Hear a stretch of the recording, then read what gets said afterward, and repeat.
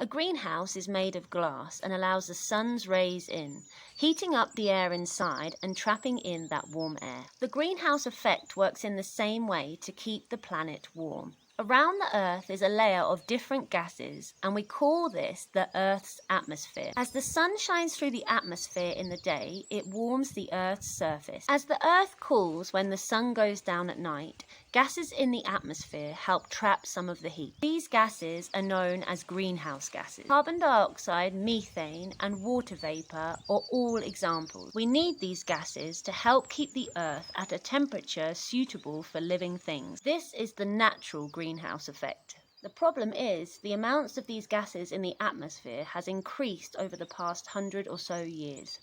This is due to things like burning, taking away trees that take in carbon dioxide, using more electricity, more cars, traveling by planes, creating more rubbish, intensive farming with animals producing methane by farting, and factories. This means the atmosphere is keeping in more heat and the planet is warming up. We call this the increased greenhouse effect. This has serious consequences for the planet. Although this isn't great, scientists are working on ways that we can reduce the amount of greenhouse gases released, such as recycling, renewable energies, and taking excess carbon dioxide out of the atmosphere.